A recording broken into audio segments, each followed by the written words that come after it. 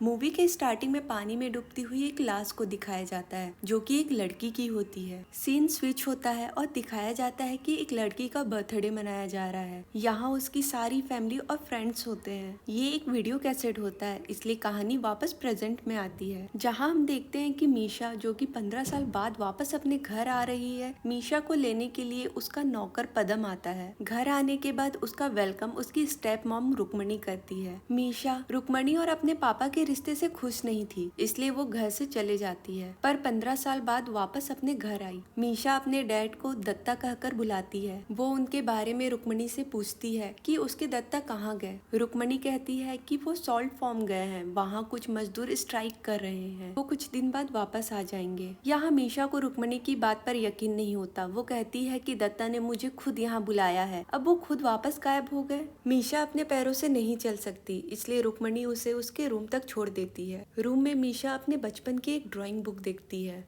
Starting में Misha drawing देखकर बहुत खुश होती है, लेकिन कुछ ड्राइंग देखकर वो डर जाती है। इसके बाद रुक्मणी मीशा को बचपन की कुछ कलेक्शन दिखाती है, जिसमें उसके दत्ता मैजिक दिखा रहे होते हैं। रात में मीशा अपने रूम में होती है, तभी दरवाजे के खटखटाने की आवाज आती है। जब वो दरवाजा खोलकर देखती है तो वहाँ कोई नहीं होता, तो वो उसे इग्नोर करके दरवाजा बंद कर देती है। लेकिन तभी फिर से दरवाजा खटखटाने की आवाज आती है, जिसे सुनकर वो डर जाती है। इस बार जब वो दरवाजा खोलती है तो वो देखती है कि उसके डैड के मैजिशियन वाली रुमाल से एक डायरेक्शन शो हो रहा है, और वो उसे फॉलो करते हुए एक रूम तक जाती है जो कॉरिडोर में खुलता है। सामने उसे किसी की परछाई दिखाई देती है जो कि लैंप पकड़े हुए था। ये सब देख मीशा पहले डर जाती है, लेकिन फिर वो अपने डैड को पुकारने लगती है, क्योंकि बचपन में उसके डैड इस टाइप के ड्रेस पहनकर मैजिक दिखाया करते थे। मीशा उन्हें फॉलो करती है और एक रूम में पर्दे के पीछे से फिर उसी परछाई को देखती है। जैसे ही पर्दा हटाती है वहाँ एक पुतला होता है। यहाँ मीशा की नजर दूसरी तरफ जाती है और वो देखती है कि उसके डैड सीढ़ियों से नीचे उतर रहे हैं। यहाँ उसके पीछे वही पुतला होता है जिसके सर पर एक बलून होता है जो अचानक से फूट जाता है, जिससे मीशा डर कर सीढ़ियों से गिर जाती है। जब उसकी आंखें खुलती है उसके सामने डॉक्टर और बाकी फैमिली मेंबर होते हैं। मीशा उन्हें बताती है कि उसने अपने डैड को देखा, पर कोई उसकी बात पर यकीन नहीं करता है।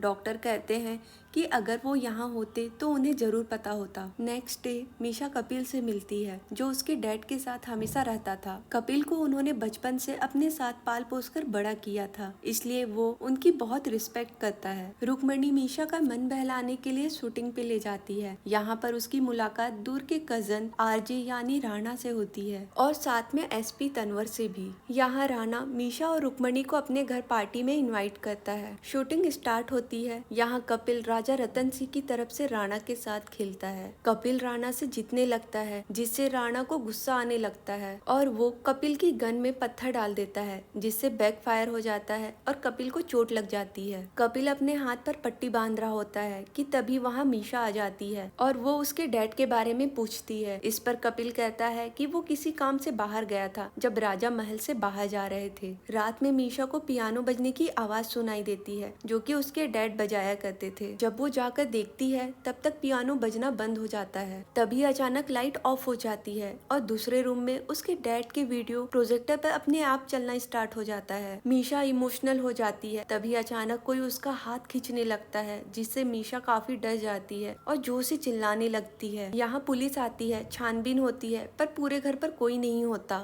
और जो प्रोजेक्टर फटा हुआ था वो भी ठीक होता है। इसलिए एक बार फिर से मीशा के ऊपर कोई यकीन नहीं करता। रुक्मणी मीशा दोनों मंदिर जाते हैं। मीशा को एक अंधी औरत मिलती है जो कि तांत्रिक होती है। वो कहती है कि तुम्हें तुम्हारे पिता कब से बुला रहे हैं, वो तुमसे कुछ कहना चाहते हैं। और यहाँ मीशा फिर इमोशनल हो जाती है। कपिल को मीशा सारी बात बताती है और कहती है कि वो उस औरत से मिलना चाहती है। कपिल उस औरत को चुपके से महल में लाता है। यहाँ वो औरत सभी मंत्र पढ़कर अपने शरीर में रतन की आत्मा को बुलाती है। इससे पहले वो कुछ बोलती वहाँ रुक्मणी आ जाती है, जिससे वो औरत डर जाती है और आदमी की आवाज में मीशा को कहती है कि वो उस घर से दूर चली जाए। रुक्मणी उस औरत को वहाँ से जाने बोलती है। मीशा गुस्सा होकर रुक्मणी पर चिल्लाती है और कहती है कि ये घर आज भी उसका है। कपिल उस औरत को घर से बाहर लेकर जाता है। तभी वो कहती है कि आज रात 12 बजे इंतजार करना। अब यहाँ 12 बजते ही मीशा को कार की आवाज सुनाई देती है। पार्किंग एरिया में जाते ही सारी कार्स के एक साथ हॉर्न बजने लगते हैं। तभी एक कार की लाइट ब्लिंक होने लगती है और बाकी कार का बजना बंद हो जाता है। वो उस कार के पास जाकर देखती है। उस कार के अंदर उसके डैड की लाश पड़ी हुई है, जिसे देखकर वो डर जाती है और सबको आवाज देती है। चीखने की आवाज सुनकर सभी लोग बाहर आ जाते हैं। यहाँ मीशा कपिल से कहती है कि वो कार चेक करे, पर कार के अंदर कोई नहीं होता। उसे ये सब चीजें समझ नहीं आती कि उसके साथ क्या हो रहा है। नेक्स्ट मॉर्निंग रुक्मणी उसे बताती है कि उसके दत्ता का कॉल आया है। ये सुनकर वो चौंक जाती है। जब वो बात करती है तो उसे लगता है कि जैसे कोई रिकॉर्डिंग चल रही है। यहाँ कनेक्शन खराब होने की वजह से कॉल कट जाता है। रुक्मणी कहती है कि तुमने अपने डैड से बात कर लिया है, अब निश्चिंत हो जाओ। लेकिन मीशा को फिर भी यकीन नहीं होता है। मीशा कपिल को रुक्मणी के बारे में पता करने को कहती है। इस पर कपिल कहता है कि आज राणा के घर पार्टी है, वहीं चलते हैं, सब कुछ पता चल जाएगा। राणा और रुक्मणी चुपके से बात कर रहे होते हैं, जिसे मीशा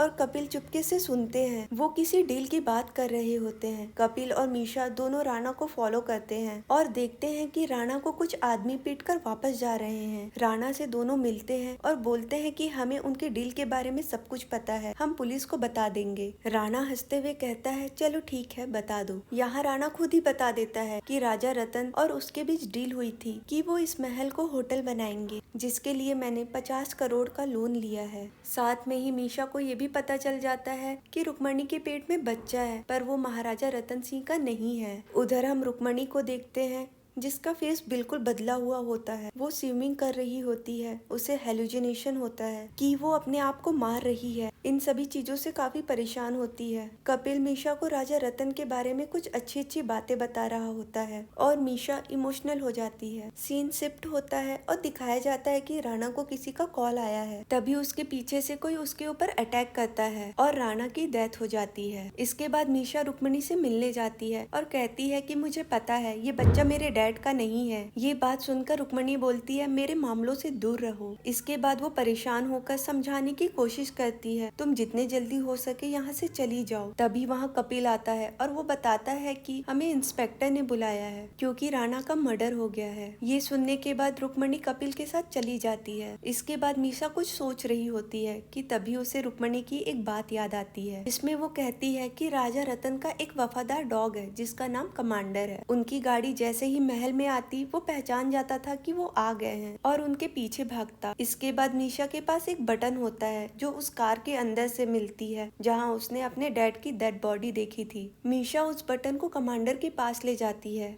और स्मेल करवाती है। स्मेल के थ्रू कमांडर उसे महल के अंदर ले जाता है जहां पानी भरा होता है। मीशा को यकीन हो जाता है कि उसके डैड की लाश इस पानी के अंदर ही है। वो कपिल को कॉल करती है और बताती है कि लाश मिल चुकी है। कपिल ये सुनकर डर जाता है। मीशा अपने घर के नौकर से लाश ढूंढने को कहती है। वो एक दो बार ढूंढता है पर नहीं मिलती। तीसरी बार फिर मीशा के कहने पर लाश ढूंढता है तो वो देखता है लाश को जंजीर से बांधकर पत्थर से उसे नीचे फेंका गया है। लाश को देखकर मीशा डर जाती है कि तभी अचानक पीछे से मीशा पर हमला हो जाता है और वो बेहोश हो जाती है।